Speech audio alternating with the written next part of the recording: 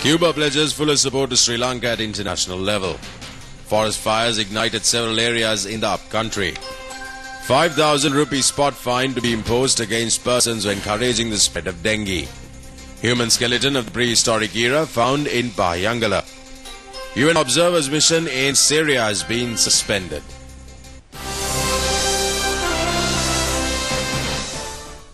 Well, those were the headlines, and taking a look at news in detail now. The Cuban head of state, Raul Castro, pledges to extend every possible assistance for Sri Lanka at international level. He said that his country will provide maximum support for Sri Lanka to uplift trade, health, education, agriculture and sport fields. This report has been filed by Rupawani's correspondent Mohan Karunaratne from Havana, Cuba. President Mahinda Rajapaksa held bilateral talks of mutual interest with the Cuban President Raul Castro at 2:45 a.m. Sri Lankan time at the Cuban Revolutionary Palace in Havana Revolution Square.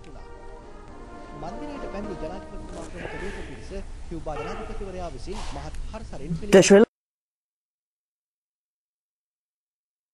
Lankan delegation headed by the President was warmly welcomed by the Cuban President. A guard of honor was accorded to the Sri Lankan President, giving maximum honor to the head of state visiting Cuba. The two heads of state inspected the guard of honor, and representatives of the two countries were introduced to the leaders. President Mahinda Rajapaksa extended the tribute on behalf of all citizens in the island to Cuba for making a powerful voice in support for Sri Lanka at the Geneva Human Rights Council. President Raul Castro noted that he was very happy on the progress and peace achieved by Sri Lanka following the end of over 30-year-old war. He stressed the need to further improve trade ties between the two countries. The Cuban president indicated that a systematic method will be devised to supply medicinal drugs to Sri Lanka.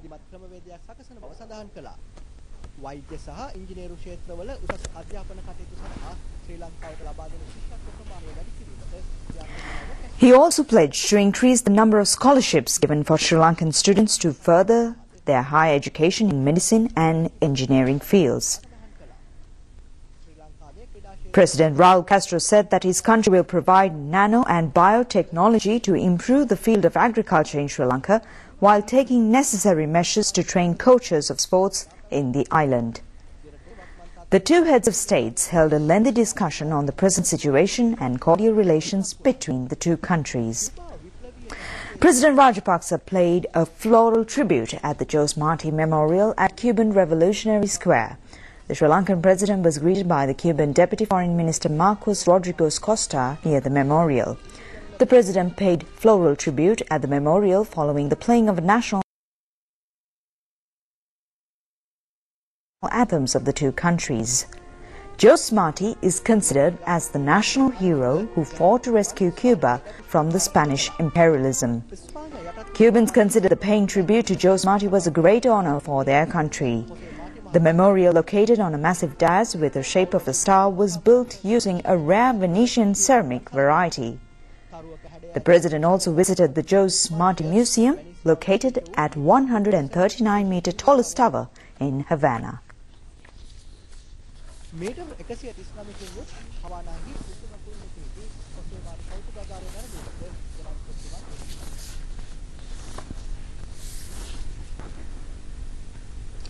Meanwhile, the water level at main reservoirs is dropping rapidly due to dry weather conditions prevailing in several areas in the island.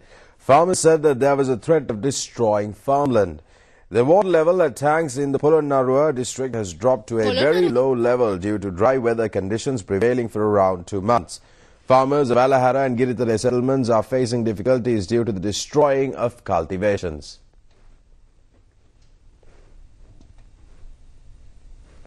Our Kurunagala correspondent said that the people in the district will have to face drinking water problems if there is no rain in the area. Several cultivations are being destroyed, and the Northwestern Province Agricultural Director B. Vijay Ratna said that there was no adequate rain for cultivation in the district during the past 18 months. Farmers in the Badula district conducted pujas praying for rain, ending the drought, and the Deva Puja was conducted at Rilpula paddy field by an alliance of 7 farmer organizations.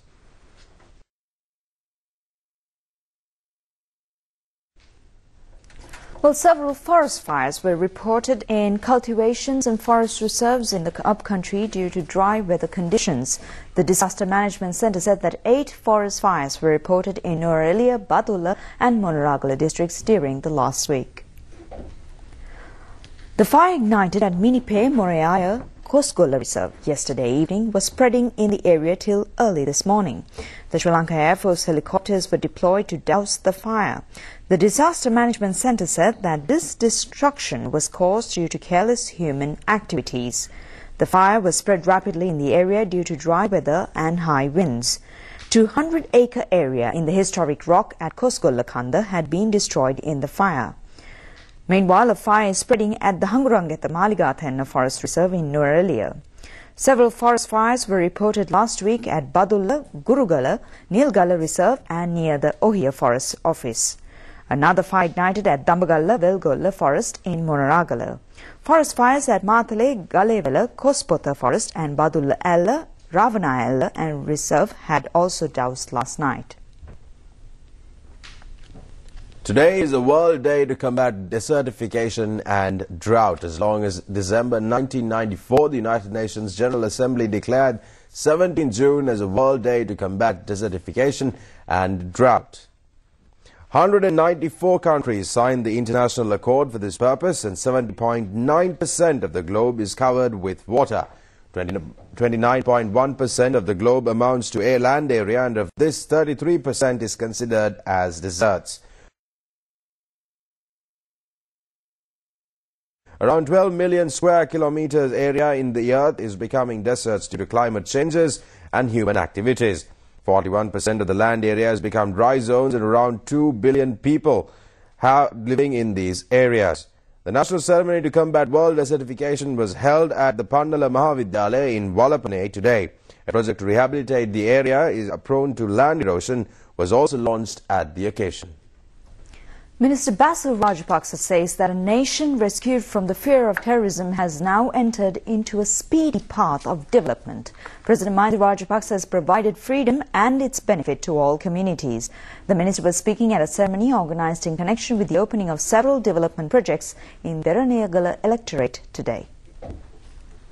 Minister Basil Rajapaksa said that the first challenge of the President was to unite the country and to restore peace, as well as to restore the right to live without fear and suspicion.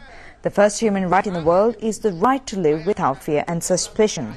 All the other human rights in the Western world could be achieved only through the restoration of the right to live, he said. He added that the President has fulfilled a large portion of work, such as providing electricity for rural areas like Deraniyagala and to improve infrastructure facilities when he was engaged in the war against terror, he said.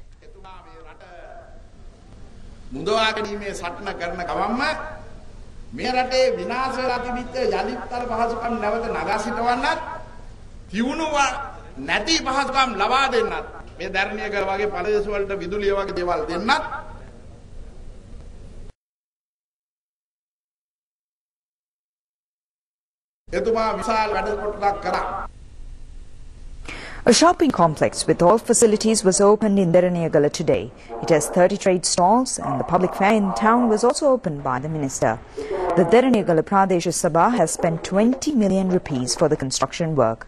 Minister Susi Premajayantha, Gamini Lokuge, Senior Minister Tawada Senaviratna and the Chief Minister Maipala Herath graced the occasion. More stories coming up after a break. Welcome back, and we continue with news at home. Over 100 people joined in the annual pilgrimage to Kataragama sacred area in the south from Yapapatana. These people began their traditional walk up to Kataragama, fulfilling an ancient custom before the commencement of the Asala festival. Devotees are to walk up to Kataragama from Tondamannaru Kovil in Jaffna via Jaffna Mulathiv, Pulmade, Trincomalee, Kinya, Muttur, Batiklo, Ampare, Puthwil, Kumana and Panama. Well, the government has decided to impose a spot fine of to 5,000 rupees against persons who fail to destroy dengue breeding places at their premises. A cabinet memorandum for this purpose is to be presented to the next meeting of the cabinet ministers. The government has taken this decision as the people and the state institutions have failed to extend their adequate support to combat dengue.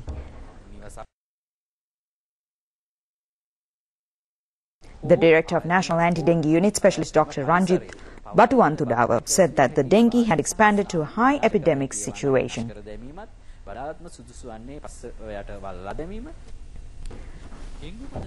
An anti-dengue program was conducted at Bolala Sahaspura housing complex today with the participation of people residing in 671 houses at the complex. Meanwhile, an emergency meeting of the Presidential Task Force on Combating Dengue will be held tomorrow. The World Bank, meanwhile, says that all countries in the South Asian region except Sri Lanka are facing a severe energy crisis. World Bank Chief Economist for South Asia, Kalpana Kochhar, said Sri Lanka is the only country in South Asia which was not affected from massive energy shortage. Addressing a workshop in Kathmandu, Nepali, Kalpana Kochhar said that Sri Lanka was 80% of the population has access to the national grid, is the only country in the region which does not suffer from energy shortages. A human skeleton belonging to a prehistoric era was found in excavations at Pahiyangala cave. Archaeologist Dr. Shriram Deraniyagala said that this was the first time that they have found a complete skeleton connected to the Balangoda man. It is believed that a Chinese monk Pahian, who arrived in the island in the 4th century AC, had lived at this cave. Archaeological excavations confirmed that this cave had given shelter to human beings 40,000 years ago. Remains of human skeletons were found in the first excavations conducted in the year 1968. The officer in charge of the archaeological sites, WMC Roshan Vedarge, said that several parts of the remains were found in major excavations. He added that this was a full human skeleton dated back to 12,000 to 15,000 years ago. And in the meantime, Sri Lankan Airlines doubles its flights to China. Number of flights to Beijing, Shanghai and Guangzhou have been increased to 21 per week commencing from next month.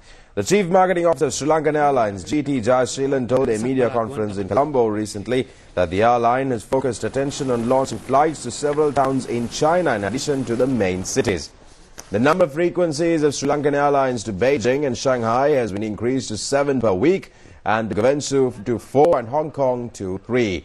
Mr. Jayashilan said that this will strengthen air links with Asia's largest economy.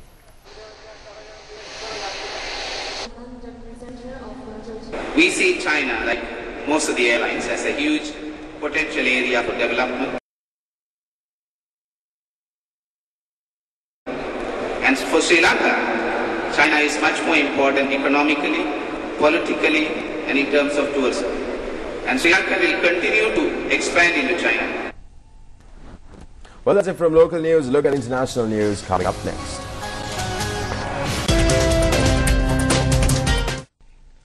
Well, United Nations ceasefire observers headed back to Syrian cities where they have been posted after delivering routine reports on their work to their headquarters in Damascus. The Monitor's operation had been suspended after the head of state monitoring mission, General Robert Mood, said fighting in Syria posed a threat to his unarmed truce observers. One of those patrols was fired upon 4 days ago and prevented the monitors from carrying out their mandate to oversee a widely ignored April 12 ceasefire by the international mediator Kofi Annan. And now it's time for some international news in brief.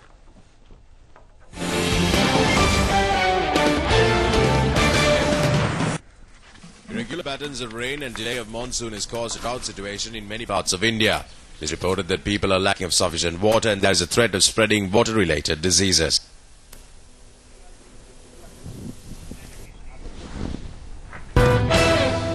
Saudi Arabia's Crown Prince Naif bin Abdul Aziz Al Saud has died.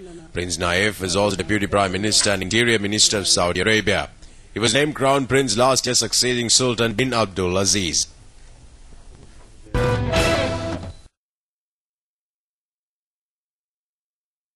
Four Japanese climbers are presumed dead after they were swept up by a powerful avalanche in Alaska's Mount McKinley, North America's tallest peak. It is considered the worst accident to occur in Mount McKinley after 1992.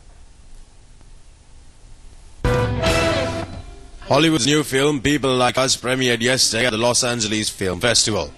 It stars Michelle Pfeiffer, Chris Pine and Elizabeth Banks, as directed by Alex Kurtzman. People Like Us opens in theaters on the 29th of June.